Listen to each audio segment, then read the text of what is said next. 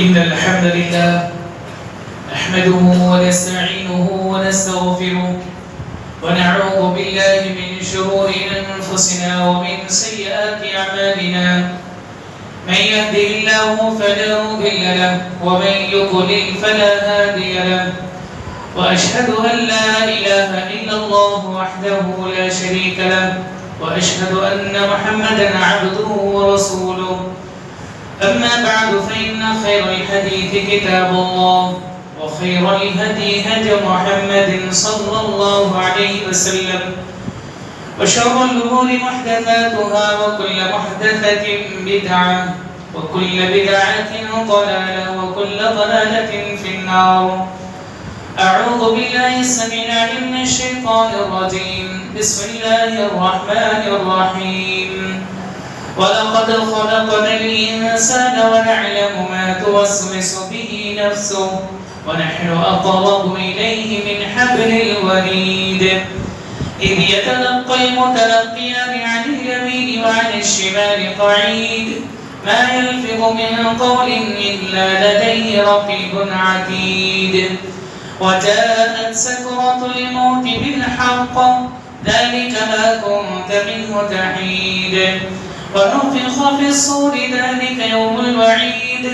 وجاءت كل نفس معها سائق وشهيد لقد كنت في غفلة من هذا فكشفنا عنك غطاءك فبصرك اليوم حديد وقال قرينه هذا ما لدي عتيد ألقيا في جهنم كل كفار عنيد مناع للخير معتد مريب الذي جعل مع الله إلها آخر فألقياه في العذاب الشديد قال قرينه ربنا ما أطغيته ولكن كان في ضلال بعيد قال لا تختصموا لدي وقد قدمت إليكم بالوعيد ما يبدل القول لدي وما أنا بظلام للعبيد. وقال جل شأنه في موضع آخر لا يستوي منكم من أنفق من قبل الفتح وقاتل أولئك أعظم درجة من الذين أنفقوا من بعد وقاتلوا وكلا وعد الله الحسنى والله بما تعملون خبير. حاضرین جماعت، دینے والے سے بھائیوں، نوجوان ساتھیوں، پردہ نشین اسلام رشتے کی ماں و بہنیں، اللہ رب العالمین کا لاکھ لاکھ شکر اس کا احسان ہے کہ اس نے ہمیں ایک ایسی شریعت کا پابند بنایا ہے جس کی تعلیمات ہمارے اوپر مکمل طور پر واضح کر دی گئی ہیں. ہمارے لیے اپنے نبی کی پہچان ہمارے لیے آسان کر دی گئی. صرف نبی کی پہچان ہی نہیں بلکہ نبی کی پہچان کے ساتھ نبی کے سچے صحابہ کرام کی بھی پہچان اللہ تعالیٰ نے ہمیں کرائی ہے. یہ رب العالمین کا بڑا فضل احسان ہے کہ اللہ نے ہمیں اور آپ کو اپنے نبی کے ساتھ ساتھ صحابہ کرام کی تعظیم اور تکریم کرنے کی توفیق بخشی ہے. بے شمار درود و سلام ہو تمام انبیاء رسول پر، خاص کر ہمارے اور آپ کے آخری نبی جناب محمد مصطفیٰ صلی اللہ علیہ وسلم پر، جنہیں اللہ تعالیٰ نے کامل شریعت دے کر کے قیامت کی صبح تک کے لیے آخری نبی و رسول بنا کر کے اس دنیا میں مبعوث فرمایا. اور آپ صلی اللہ علیہ وسلم نے اپنی امت کے حق میں ہر وہ بات بتا دی جو ان کے لیے نجات کا ذریعہ اور جنت کے حصول کا ذریعہ بن سکتی ہے، اور ہر اس بات سے آگاہ کیا جو انہیں جہنم میں لے جا سکتی ہے یا جہنم کا ذریعہ بن سکتی ہے. حاضرین جماعت، یقیناً نبی کریم صلی اللہ علیہ وسلم کے صحابہ یہ دنیا کی اور اس زمین کی پاکیزہ ہستیاں ہیں. اللہ تعالیٰ نے قرآن مجید میں صحابہ کرام رضی اللہ تعالیٰ علیہ مجمعین کا مختلف ناحیے سے اور مختلف مقامات پر تذکرہ کیا ہے. بعض جگہوں پر تو آپ صلی اللہ علیہ وسلم نے بعض صحابی کا نام بھی لیا ہے. تمام صحابہ کرام رضی اللہ تعالیٰ علیہ مجمعین اللہ کی وہ چنیدہ مخلوق تھی جنہیں اللہ نے اپنے نبی کے لیے خود سے انتخاب کیا تھا. یہ الگ بات تھی کہ وہ لوگ نبی صلی اللہ علیہ وسلم کی آمد سے پہلے، نبی صلی اللہ علیہ وسلم کے بھیجے جانے کے بعد دنیا میں کفر کے راستے پر تھے اور کفر کے پرچم تلے زندگی گزار رہے تھے. لیکن جب نبی صلی اللہ علیہ وسلم کی انہیں پہچان حاصل ہوئی، تعارف انہیں ملا، اسلام کی حقانیت اور صداقت انہیں سمجھ میں آئی، تو انہوں نے نہ صرف نبی صلی اللہ علیہ وسلم پر ایمان لائے بلکہ آپ کی ہر کہی ہوئی بات پر آمنا و صدقنا کہہ کر کے اپنا مال، اپنی جان سب کچھ قربان کیا. ان کی اس زمانے کی قربانیوں کو بڑی عظیم نگاہ سے شریعت نے دیکھا ہے اور ان کے مقام کو باقی رکھا ہے. صحابہ کرام جب ہم کہتے ہیں تو وہ عظیم شخصیات مراد ہوتی ہیں جنہوں نے نبی صلی اللہ علیہ وسلم کو اپنی آنکھوں سے دیکھا اور ایمان لائے اور ایمان کی حالت میں ان کی وفات ہوئی ہو.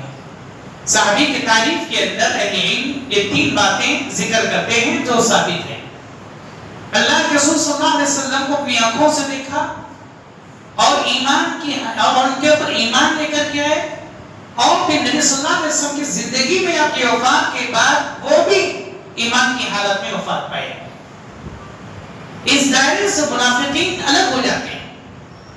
کیونکہ وہ لوگ بھی بظاہر اسلام قبول کرنے کے عادی کیے تھے، لیکن شریعت نے ان کے لیے خاص لیبل دے دیا منافق کہہ کر کے. بہرحال منافقین صحابہ کرام رضی اللہ تعالی عنہم اجمعین کی جماعت بڑی عظیم جماعت تھی. کوئی 1-2 شخصیات پر منحصر نہیں تھی جماعت، لاکھوں کی تعداد میں تھی، جن میں مرد حضرات بھی تھے، جن میں خواتین بھی تھیں، جنہیں ہم صحابیات کہتے ہیں. جب قرآن مجید نے ان کے تعلق سے کئی جگہ ان کی اللہ العالمین کی رضاجوئی کے تعلق سے ان کو خوشخبری دی. صحابہ کرام کو ان کی زندگی میں اللہ تعالیٰ کی رضامندی کی خوشخبری ملی ہے. ان صحابہ کرام کو ان کی زندگی میں اللہ تعالیٰ کی رضامندی اور اللہ تعالیٰ کی خوشنودی کا پروانہ جنہیں ملا ہو، پھر لازم بات ہے وہ بزرگ شخصیات جن کے تعلق سے اگر کوئی مسلمان یا کوئی اہل سنت والجماعت کو ماننے والا ایک بھی صحابی کے بارے میں اگر بدعقیدگی کا اظہار کرتا ہے یا ان کے کسی بھی مسئلے کو لے کر کے اگر کوئی بات کہتا ہے، کمنٹ کرتا غلط کمنٹ، تو لازم بات ہے اسے اپنے ایمان کی خیر بنانی چاہیے، سوچنا چاہیے کہ واقعی وہ مومن ہے بھی یا نہیں ہے. آج کے خطبہ جمعہ میں لاتی باتیں صحابہ کرام کے تعلق سے ان کی زندگی تعلق سے بہت ساری باتیں. آج ہم جس بات کو لینے جا رہے ہیں ان کے آپسی اختلافات اور ایک مسلمان کا رویہ ایسے مسائل کے اندر کیا ہونا چاہیے. اختلاف ضروری نہیں کہ ایک ہی چیز کے اندر ہوتا ہو، اختلافات کی کئی شکلیں ہوتی ہیں اور اختلاف کئی اسباب اور کئی وجوہات کی بنا پر ہوتا ہے. عموماً صحابہ کرام رضی اللہ تعالی عنہم اجمعین کے درمیان جب اختلافات کی جب بات آتی ہے، عمومی طور پر لوگوں کے ذہن و دماغ میں کچھ صحابہ کرام کے درمیان جو نہ چاہتے ہوئے جو جنگیں ہوئی ہیں، لوگوں کے ذہن و دماغ میں وہی باتیں آتی ہیں. خیر وہ بھی شامل ہے اس میں، وہ بھی اختلافات کے سب وہ چیز پیش آئی، لیکن اس سے ہٹ کر کے اختلافات کی بہت ساری شکلیں. صحابہ کرام میں علمی اختلاف بھی ہوا، فقہی اختلاف بھی ہوا. کسی حدیث کو سمجھنے کے مسئلے میں صحابہ کرام کی جماعت کچھ اور سمجھتی رہی اس حدیث کے مفہوم کو، جبکہ دوسرے صحابہ کرام کی دوسری جماعت اس مفہوم کو کچھ اور مانا لیتے رہے. صحابہ کرام کے درمیان قرآن مجید کے مفاہیم یعنی آیات کے مفاہیم میں بعض آیات میں اختلاف ہوا. بعض صحابہ کرام کسی آیت کا معنی کچھ اور لیتے ہیں تو اسی آیت کو کوئی صحابہ نے کوئی مفہوم کچھ اور لیا. صحابہ کرام کے درمیان اسی طریقے سے مشوروں کے معاملے میں بھی اختلاف ہوا، رائیوں میں بھی اختلاف ہوا. صرف اسی پر بس نہیں، اختلاف کی کئی شکلیں ہیں. ان اختلاف کی شکلوں میں ایک شکل یہ بھی کہ سیاسی مسائل اور اس نیلے سے مسائل کے اندر ان کے درمیان اختلاف ہوا. لہذا یہاں پر ٹھہر کر ایک مسلمان کو سوچنا چاہیے. ہم جب صحابہ کرام کے جانتے ہیں کہ ان کے درمیان کئی ناحیے سے اختلافات ہیں، اختلافات اس ناحیے کے نہیں تھے علمی یا فقہی وغیرہ کے جو اختلافات ہیں، ایسا نہیں کہ گلے کاٹنے نعوذ باللہ ایک دوسرے کے اوپر قرضے کے اوپر آمادہ ہونے کی نوبت تھی، نعوذ باللہ صحابہ کرام سے دور رہتے تھے، بلکہ ان کی رائے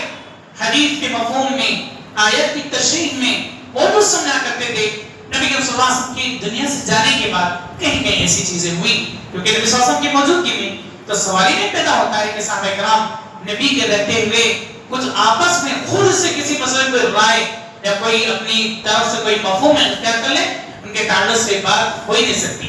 نبی صلی اللہ علیہ وسلم کے جہاں سے جانے کے بعد ایسی چیزیں ہوئی۔ بہرحال تو اس لیے آج کے خطبہ جمعہ میں ہمارا جو اختلاف کے جو موضوع ہے وہ سیاسی مسائل یا جنگی اختلافات۔ ہم ہر جنگ کے ہر سیاسی مسئلے کو تو ہم لے نہیں سکتے، نام لے کر کے اس کا ہم جو ہے یہاں پر جو ہے اس کا تصفیہ یا کرنے کی سی بات ہم کوشش نہیں کر سکتے۔ تاریخ کے یا اوراق کے اندر یہ ساری چیزیں محفوظ ہیں، لیکن ایسے حالات میں خاص طور آج اس پرفتن دور میں جہاں پر ہر ایک انسان کے پاس موبائل ہے، انٹرنیٹ کی سہولت ہے، ساری چیزیں ہیں، وہاں پر ایک پڑھا لکھا انسان بھی بغیر پڑھا لکھا ہوا انسان بھی ایسے فتنوں میں، سوشل میڈیا کے فتنوں میں مبتلا ہو گیا ہے کہ وہ سمجھتا ہے صحابہ کرام کے کسی بھی مسئلے پر میں اپنے رائے رکھنا یا میری اپنی رائے کو پیش کرنا وہ اپنا حق سمجھتا ہے۔ جیسے جمہوری ملک کے اندر ہر آدمی جب وہ ووٹ دیتا ہے تو سمجھتا ہے کہ اپنے ملک کے کہیں کو اچھا مشورہ دینا یا کوئی برا کام ہو رہا ہے تو اس کے تعلق سے یعنی اس کی برائی کی کنڈم کے تعلق سے بھی رائے دینا میرا حق و فریضہ سمجھتا ہے، ایسا وہ بھی صحابہ کرام کے بارے میں سمجھنے لگتا ہے جبکہ یہ چیز غلط ہے۔ تو لہٰذا اسی لیے اس موضوع کا انتخاب کرنا، اس کے تعلق سے کچھ بنیادی اہم باتوں کا ذکر کرنا اور آپ کے علم میں لانا یہ ضروری میں نے سمجھا ہے۔ تو اس وجہ سے میں نے کہا کہ ہم نہ کسی جنگ کا تذکرہ کریں گے نہ کسی خاص اختلاف کا تذکرہ کریں گے، لیکن عمومی طور پر ہمیں معلوم ہے صحابہ کرام کے درمیان زمانے گزرنے کے ساتھ ساتھ ان کی زندگی میں کچھ ایسے لوگ ان کے درمیان پیدا ہوئے منافقین یا کچھ ایسے لوگ پیدا ہوئے اسلام میں داخل ہوئے جو مسلمانوں کا جیسا حلیہ لے کر کے آئے، ان کا مقصود یہی تھا کہ اس صحابہ کرام کی جماعت اگر مٹ جائے تو اسلام صفحہ ہستی سے مٹانے میں آسانی ہوگی، اسلام کو صفحہ ہستی سے زمین سے مٹانے میں آسانی ہوگی۔ لیکن وہ اپنے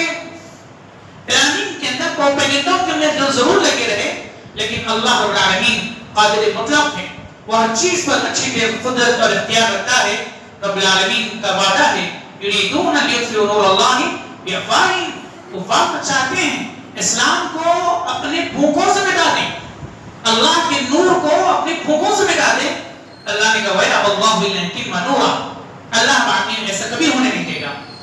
اللہ تعالی کبھی ایسا ہونے نہیں۔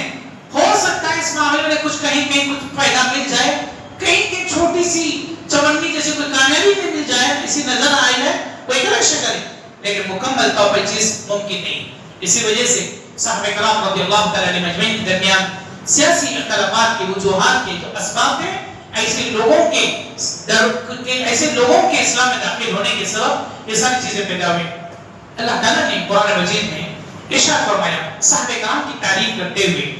کہا کہ لا يستوي منكم من انفق من قبل الفتح وقاتل، کہا کہ تم میں سے صحابہ کرام کو مخاطب کر کے اللہ نے فرمایا تم میں سے ہر کوئی شخص یعنی جو من انفق من قبل الفتح وقاتل، فتح مکہ سے پہلے جس نے اپنے مالوں کو اللہ کے میں خرچ کیا اور اللہ کے لیے اللہ کے راستے میں نکلا، وہ آدمی یعنی وہ صحابی اس صحابی جیسا نہیں ہو سکتا ہے جو فتح مکہ کے بعد اسلام لے کر کے آیا ہو، یعنی مکمل طور پر درجے میں فضیلت کے اعتبار سے ان کے لیول کو نہیں پہنچ سکتا ہے۔ اللہ نے پھر فرمایا کہ اولئک اعظم درجۃ للذین انفقوا من بعد وقاتلوا، ہاں یہ کہ تمام صحابہ کرام کا درجہ مقام صحابی ہونے کے حصے سے اسلامی سب کا ایک ہے۔ اللہ نے کہا وَكُلًّا وَعَدَ اللَّهُ الْحُسْنَىٰ، اللہ نے ہر صحابی سے ان کے لیے ہر دونوں جماعت کے ہر گروہ سے ہر فرد سے اللہ تعالی نے وعدہ کیا ہے سب کے لیے بھلائی، سب ہر صحابی کے لیے خیر ہے، ہر صحابی اللہ کے لیے نگاہ میں محبوب پسندیدہ ہے۔ چنانچہ اللہ تعالی کا یہ پیغام، یہ بات کہنا، یہ علی اعلان ہے لوگوں کے لیے، خاص کر مسلمانوں کے لیے، کہ صحابہ کرام کی جماعت میں سے ہر ایک صحابی، چاہے وہ ابو بکر رضی اللہ عنہ ہو، چاہے عمر رضی اللہ عنہ، عثمان رضی اللہ عنہ، علی رضی اللہ عنہ، معاویہ ہو، عشر مبشرہ ہو، جتنے صحابہ کرام مسلمانوں کے نزدیک ہر صحابی اسی صحابی کی طرح ہے جیسے تمام صحابہ کرام ہیں۔ اللہ العالمین نے صرف اسی پر اکتفا نہیں کیا، ان صحابہ کرام کی تعریف کرتے فرمایا کہ ان اللہ حبب الیکم الایمان وزینہ فی قلوبکم وکرہ الیکم الکفر والفسوق والعصیان۔ اللہ نے کہا کہ اللہ العالمین نے ان صحابہ کرام کے دلوں کا ایسا منور کر دیا، ایمان ان کے لیے پسندیدہ ہو گیا۔ اللہ نے ان کے دلوں کے اندر ایمان کو مضبوط بٹھا دیا، اسی کو پسندیدہ بنا دیا، اور اسی کے برعکس کفر کو، نافرمانی کو، گناہوں کو، ان ساری چیزوں کو اللہ نے ان کے دلوں میں ناپسندیدہ بنا دیا۔ یقیناً صحابہ کرام رضی اللہ تعالی عنہم اجمعین اللہ کے بندے تھے، نیک تھے، اور صحابین اللہ کے رسول صلی اللہ علیہ وسلم کے ساتھ اچھی زندگی گزاری، لیکن معصوم نہیں تھے وہ۔ معصوم کا مطلب یہ کہ ان سے کوئی گناہ نہیں ہوا، ایسا نہیں تھا، لیکن اگر ان سے کچھ گناہ ہوئے بھی ہیں، کبھی کبھار ان سے کچھ خطائیں ہو بھی گئی، تو انہوں نے خود اپنی زندگی میں اس کا مداوع کرنے کی کوشش کی، اور اسلام نے، شریعت نے جو ان کے لیے احکامات نافذ کیے تھے اس کو اپنی زندگی میں لاگو کر کے اپنے آپ کو پاک کرنے کی کوشش کی۔ سبحان اللہ۔ اگر وہ نہ بھی کرے، کچھ ایسی جو خطائیں اگر ان سے ہو بھی گئی، اگر انہوں نے توبہ کیا اور کچھ ایسی چیزیں نہیں معلوم ہوئی ہمیں، تو بھی ان کی حسنات کا معاملہ اس قدر وسیع ہے اور ان کی نیکیوں کا پلڑا اس قدر بھاری ہے کہ ان سے چھوٹی موٹی کچھ ہلکی کچھ لفزشیں ہو بھی گئی دنیا کے اندر، تو وہ ان کی نیکیوں کے پلڑے کو نیچے نہیں کر سکتے، نیچے نہیں کر سکتے۔ اہل علم کا اس بات پر اتفاق ہے۔ اسی لیے الحافظ ابن حزم رحمۃ اللہ علیہ اور آپ کے دیگر اہل سنت والجماعت کے بڑے بڑے علماء نے صحابہ کرام کے تعلق سے یہ بات کہی، کہا کہ کلهم من اہل الجنت قطعا، کہ پورے کے پورے صحابہ کرام جنتی ہیں قطعی طور پر، یقینی طور پر، اس کو کوئی شک نہیں، اس کو کوئی شک نہیں، چاہے کسی صحابی سے کبھی کوئی لغزش ہو گئی ہو، کئی سیاسی مسئلے کوئی اجتہادی خطا ہو گئی ہو، یا کچھ بھی ہوا ہو، لیکن وہ جنتی ہیں، اللہ کا یہ وعدہ ہے، اللہ کا یہ وعدہ ہے۔ چنانچہ اس سلسلے میں اللہ کے رسول صلی اللہ علیہ وسلم کے زمانے میں ایک جو واقعہ پیش آیا، خود آپ کی زندگی میں غزوہ احد پیش آیا، سن 3 ہجری میں جنگ بدر کے بعد نبی صلی اللہ علیہ وسلم احد کے دامن میں جنگ کرنے کے لیے کفار سے آپ لوگ لشکر سے ساتھ آئے ہیں۔ چند صحابہ کرام کی ایک جماعت کو جو تیر چلانے میں ماہر تھے، جبل احد کے سامنے جو جبل رمات چھوٹا سا پہاڑ ہے، اس کے اوپر نے مقرر کر دیا کہ تم جبل رمات پر چڑھو، دشمن کی جو فوج آئے گی تو اس کے اوپر حملہ کرنا تھا۔ چنانچہ صحابہ کرام کی جماعت وہاں پر مقرر کر دی گئی، تقریباً 50 سے زائد کی جماعت ہے، اور ایک وقت ایسا آیا جنگ ہونے سے پہلے دشمن پیٹ پھیر کے بھاگنے لگا، دشمن پیٹ پھیر کے بھاگنے لگا، چنانچہ وہ اپنا مال اسباب سب کچھ چھوڑ کے بھاگنے لگے۔ چنانچہ صحابہ اللہ کے رسول صلی اللہ علیہ وسلم جو دیگر صحابہ کرام کے ساتھ تھے، جو کفار مشرکین جو مال چھوڑ کے بھاگے، اسے مال غنیمت کو سمیٹنے لگے۔ جبل رمات میں جو صحابہ کرام ہیں وہ اپنی نگرانی میں لگے، ان میں سے بعض صحابہ کرام نے کہا دشمن تو بھاگ گیا اور نبی صلی اللہ علیہ وسلم صحابہ کرام کے ساتھ مال غنیمت کو سمیٹ رہے، چلو ہم بھی سمیٹنے میں مدد کریں، اب ہماری یہاں پر ٹھہرنے کی ضرورت نہیں۔ لیکن وہیں پر دوسرے صحابہ کرام اسی جماعت میں سے نہیں، اللہ کے رسول نے ہمیں ایک تنبیہ کی، کہا کہ جب تک تم اس جبل رمات سے نہیں اترنا، تب تک جب تک میں تمہیں نہ کہوں اترنے کے لیے، تم اپنی کمان یا وہاں پر جو ہے اپنی ٹھکانہ نہیں ہٹانا جب تک میں نہ کہوں۔ تو بعض صحابہ کرام نے کہا اللہ کے رسول نے ایسے کہا، اس وقت ہم نہیں کر سکتے۔ بعض صحابہ کرام نے کہا کہ دشمن کی موجودگی میں شاید کہا ہو، اب تو دشمن چلے گا تو ضرورت کیا ہماری رکھنے کی، لہذا ہم بھی چل کے نقصہ سے تعاون کریں گے۔ نتیجہ کیا ہوا؟ اس کو صحابہ کرام ضد میں اترے اپنی اسی اجتہادی بندی کی وجہ سے، لیکن نبی صلی اللہ علیہ وسلم موجود ہے بھی، لیکن آپ سے دور تھے۔ چنانچہ اترے، دشمن نے دیکھا کہ جبل رمات خالی ہو چکا ہے، فوراً پلٹ کر کے اپنے پلاننگ کے حساب سے دوبارہ حملہ کر دیا۔ پھر ایک لمبی جنگ ہوئی، مجھے کو ایسا لگا کہ مسلمان شاید ہار جائیں گے، لیکن اللہ کی مدد آئی، آسمان سے فرشتے اتارے گئے، مسلمانوں نے کامیابی حاصل کر لی، فتح حاصل کر لی، جس کے سبب 70 صحابہ کرام شہید ہوئے، جس کے سبب 70 صحابہ کرام شہید ہوئے۔ لیکن آپ یاد رکھیں اس جنگ کو جو نبی صلی اللہ علیہ وسلم کی حیات میں ہوئی، کبھی کسی صحابی نے نبی کے صلی اللہ علیہ وسلم کے سامنے گلا نہیں کیا، شکوہ نہیں کیا، اللہ کے رسول وہ صحابہ کرام اگر نہیں چھوڑتے، ان کی جہالت کی وجہ سے نعوذ باللہ ایسے کوئی الفاظ نعوذ باللہ کبھی انہوں نے استعمال نہیں کیے، کبھی انہوں نے اس چیز کو ٹارگیٹ نہیں کیا صحابی کو کہ اگر وہ ایسا نہ کرتے بابا ایسا نہیں ہوا. اور نہ صحابہ کرام نے کبھی ان کو ملامت نہیں کی، نہ کبھی ان کے بارے میں برا بھلا کہا، جنہوں نے جو تیر انداز صحابہ کرام نے جو ٹھکانہ چھوڑ دیے تھے جس کے سوا دشمن کو حملہ کرنے کا موقع ملا. نبی صلی اللہ علیہ وسلم کے زمانے میں اتنا بڑا جب حادثہ ہوا، جب اتنی بات ہوئی تو لازم ہے اللہ کے رسول صلی اللہ علیہ وسلم اس کے باوجود بھی صحابہ کرام کو تعلیم نہیں دے رہے. ایک موقع پر اللہ کے رسول صلی اللہ علیہ وسلم کے سامنے کچھ لوگ آئے اور آقا کے کسی صحابی کے بارے میں شکوہ اور شکایت کرنے لگے زیادہ. حالانکہ رسول صلی اللہ علیہ وسلم ایسا نہیں تھا کہ آپ صلی اللہ علیہ وسلم کسی صحابی کی شکایت آتی تو نہیں سنتے، لیکن کچھ شکایت ایسی ہوتی ہے جنہیں سننا پڑتا ہے، جن پر غور کرنا پڑتا ہے. کچھ شکایات ایسی ہوتی ہیں جو اختلاف پیدا کرنے کے لیے یا کسی کے مقام کو گرانے کے لیے کی جاتی ہے. نبی صلی اللہ علیہ وسلم کے سامنے کچھ لوگ آئے کسی صحابی کے بارے میں ایسی بات کی. آپ صلی اللہ علیہ وسلم نے اس موقع پر کہا کہ لا یبلغنی احد من احد، کہ میرے سامنے تم میں سے کوئی آدمی کسی من اصحاب شیئا کسی صحابی کی شکایت لے کر کے مت آیا کرو، ایسی کوئی شکایت لے کر کے مت آیا کرو. نبی صلی اللہ علیہ وسلم آگے کہتے ہیں فإنی احب ان اخرج الیہم،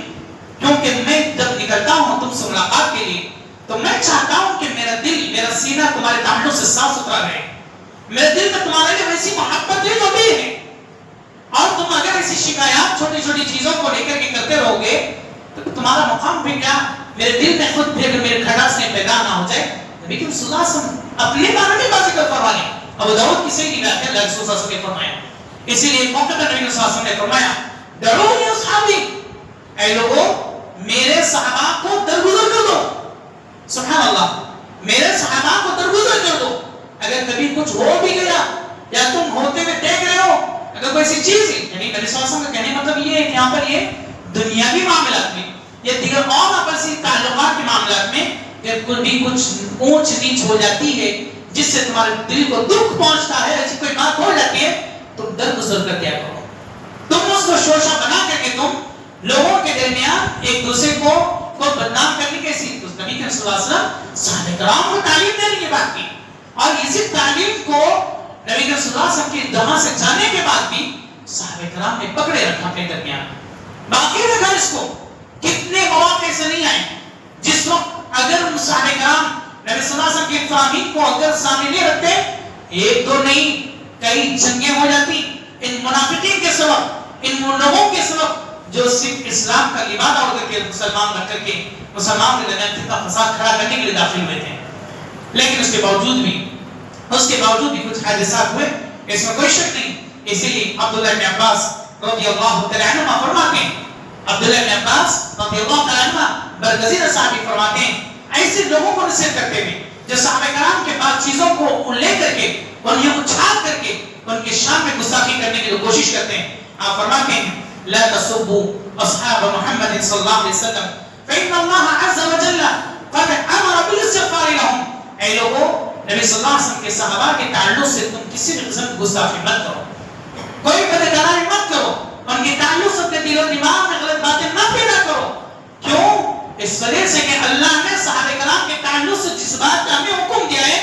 وہ اس بات کا دیا ہے کہ ان کے حق میں مغفرت کی دعا کریں اور ان کی بخشش کی دعا کریں، نہ کہ ان کی زندگی کے مسائل کو قریب کر کے اور نکالنے کے بعد چیزوں کو اچھال کر کے ان کی شان کو تم گستاخی کرو. پھر آپ مزید فرماتے ہیں وَهُوَ يَعْلَمُ أَنَّهُ سَيُقْتَلُونَ، جبکہ اللہ جانتا ہے ان قریب ان صحابہ کرام میں بعض ایسی جنگیں ہوں گی جس کی وجہ سے ایک دوسرے کو وہ لوگ قتل کرنے کا آمادہ ہوں گے. اللہ جانتا ہے، اللہ بارے میں ساری باتیں جانتا ہے، قیامت کے وقت ہونے والے حادثے کو جانتا ہے، لیکن اس کے باوجود بھی اللہ تعالیٰ تمہیں یہ حکم دیا ہے. اگر اللہ عالمی جب جانتا ہے، جب جانتا ہی ہے رب العالمین، تو اگر آپ کے ایسی باتیں ہونے لگی تو ہمیں اس بات کا حکم نہیں دیتا. لیکن اس بات کا حکم دینے کا مطلب یہ ہے کہ ہم ادنا انسانوں کو اس بات کی گنجائش نہیں دی گئی، اجازت نہیں دی گئی کہ کسی بھی صحابی کے بارے میں اپنی جانب سے بدزبانی کرو یا بدکرامی کرو. آج اس زمانے میں خوارج، روافض اور اسی طریقے سے اخوانی اور اسی طریقے سے منکرین حدیث، یہ چند قسم کے گروہ ایسے ہیں جو صحابہ کرام کے شان میں مختلف انداز سے کلام کرتے ہیں. مختلف انداز سے گفتگو کرتے ہیں ان کی شان میں گستاخی کے طور پر۔ یہ چند قسم کے لوگ ہیں جن کی طرف میں نے اشارہ کیا۔ چنانچہ عمر بن عبدالعزیز رحمۃ اللہ علیہ سے جو خلفائے راشدین کے بعد کے دور میں بڑی معزز شخصیت گزری، جن کے بارے میں بعض لوگ کہتے ہیں پانچویں خلیفہ بھی کہا جا سکتا ہے، ان سے بعض لوگوں نے آ کر کے سوال کیا، کہا کہ جنگ صفین کے بارے میں آپ کی کیا رائے ہے، ذرا بتائیے۔ تابعی ہیں، ان سے سوال کیا گیا، آخر کہتے ہیں جنگ صفین کے بارے میں تو صحابہ کرام کے درمیان واقع ہونے جو واقع ہو چکی تھی اس کے بارے میں آپ نے کیا کہا؟ کہا کہ تلک دماء طہر اللہ یدیہ، اللہ رب العالمین نے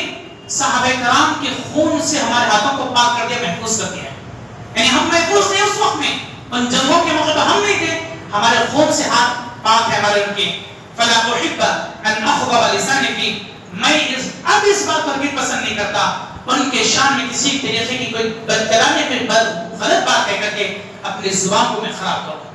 اپنی زبان کو میں خراب کروں۔ آج مسلمانوں میں کتنے لوگ ایسے ہیں بعض جو واعظ و مقرر کے نام سے جانے جاتے ہیں اور صحابہ کرام کے شان میں گستاخی کرنے کو اپنا فن اور اپنا ہنر سمجھتے ہیں اور ان کی سیرت، ان کی تاریخی حادثات اور واقعات کو گھریت کر کے بیان کرنے کو سمجھتے ہیں کہ ہم نے دنیا کو بہت بڑا درس دیا ہے، بہت بڑی چیز دی ہے،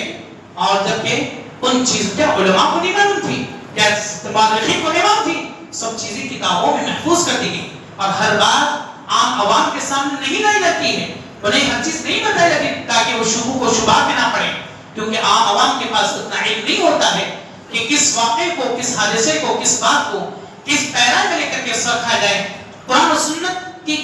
کرائٹیریا کیا ہے اس واقعے کو سمجھنے کے لیے ہر انسان کے پاس نہیں ہوتی اس کی سمجھ، لہذا ایسے لوگوں سے ہم کو سے آگاہ میں ہونا چاہیے۔ اسی لیے امام شافعی رحمۃ اللہ علیہ نے فرمایا، میرا خیال ہے کہ لوگ صحابہ کرام کے کو برا کہنے کے بارے میں اس بنا پر وہ آزمائش میں مبتلا ہوئے، اس بنا پر وہ لوگ آزمائش میں مبتلا ہوئے کہ صحابہ کرام کا عمل ان کی زندگی کے ساتھ ختم ہو گیا، لیکن اللہ نے ایسے لوگوں کو پیدا کر کے ان کے میزان، ان کے یعنی نام اعمال کے اندر اس سبب ان کے ثواب کو بڑھاتا جا رہا ہے۔ اللہ اکبر، یہ ہمارے اسلاف تھے جنہوں نے صحابہ کرام کی تکریم اور تعظیم کیسے کرنا چاہیے، ایسے کئی اور باتیں واقعات ہیں جس کی طرف انہوں نے ہماری رہنمائی فرمائی۔ لہذا خطبے کا لب لباب اور مفہوم مقصود یہ کہنے کا یہ ہے کہ آج ہمارے درمیان بہت سے ایسے لوگ ہیں جو صحابہ کرام کو، بعض صحابہ کرام کو چن کر کے ان کے بارے میں غلط بیانی، حضرت ابو ہریرہ رضی اللہ عنہ، امیر معاویہ رضی اللہ عنہ یا عمر رضی اللہ عنہ یا ابو بکر رضی اللہ عنہ، بہت سارے صحابہ کو چن کر کے ان کے سلسلے میں غلط بیانی، غلط طریقے سے ان کا ذکر کرنے کی کوشش کرتے ہیں۔ ایسے لوگوں سے ہمیں اور آپ کو ہوشیار ہونا چاہیے۔ اگر ہمارے پاس صحیح علم ہے ایسے لوگوں کا رد کرنا چاہیے، اگر نہیں ہے تو پھر اگر اس سے کوئی شبہ پیدا ہوتا ہے اہل علم سے مل کر کے اس شبے کو دور کر کے اپنی اصلاح کرنے کی کوشش کرنا چاہیے، ورنہ نہیں۔ یہ صحابہ کرام وہ ہیں جن کے بارے میں کہا گیا کہ ہمیں اپنا ایمان جانچنے کے لیے ان کے ایمان کو معیار بنایا گیا، جب ان کے ایمان کو ہمارے لیے معیار بنایا گیا تو پھر ان کے بارے میں ہماری زبان کیسے برے ہونا یا ہمارا دل کے حق میں برا ہونا کیسے جائز ہو سکتا ہے۔ تو ایسے لوگوں سے ہوشیار رہنے کی ضرورت ہے اور اپنے عقیدے اور اپنے ایمان کی اصلاح کرنے کی، اس کا جائزہ لینے کی اشد ضرورت ہے۔ اللہ تعالیٰ سے دعا ہے رب العزت ہم تمام کو توفیق دے، برے اخلاق برے آراء سے اللہ سب کی حفاظت فرمائے، رب العالمین جو گمراہی کے راستے پر انہیں ہدایت کا راستہ میں آسان فرما، انہیں توفیق دے اور رب العالمین ان کے حق انہیں صراط مستقیم پر آدم کی حق میں آسان فرما دے۔ رب العالمین ہم سے جہاں چاہے غلط سے خطائیں ہو رہی ہیں، رب العالمین تو ہماری اصلاح فرما دے اور رب العالمین ہمیں بھی صراط مستقیم پر پردے تک گامزن فرما دے۔ رب العالمین دنیا میں جہاں پہ مسلمان پریشان ہیں اللہ تو ان کی پریشان کو دور فرما دے، اللہ جو بیمار ہیں اللہ تو ان کی غیث و قدر فرما دے، اللہ جو مقبوض ہے اللہ تو ان کے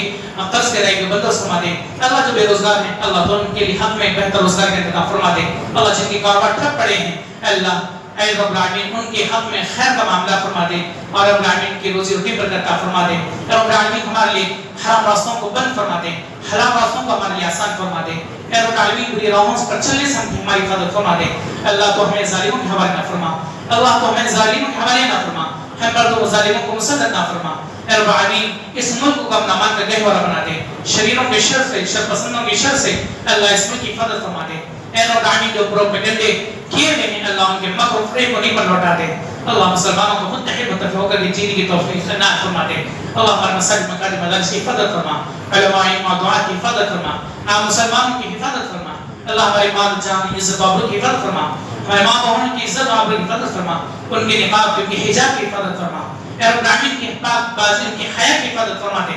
رب العالمین نوجوان بچے بچوں کی اصلاح فرما دے. اے اللہ دین پر صحیح طور پر ہمیں گامزن فرما دے. رب العالمین ہم پر برکتوں والی بارش نازل فرما, برکتوں والی بارش نازل فرما. اللهم اغثنا, اللهم اغثنا, اللهم اغثنا غيثا مغيثا هنيئا مريئا نافعا غير ضار عاجلا غير آجل. اے رب العالمین ہمیں اپنے رحم و کرم کے دائرے میں لے لے. اللہ ہماری گناہوں کو معاف فرما دے. مرتے در دین اسلام پر قائم دائم رکھ. اقول قولی هذا واستغفر الله لي ولكم ولسائر المسلمين من كل ذنب وخطيئة فاستغفروه انه هو الغفور الرحيم.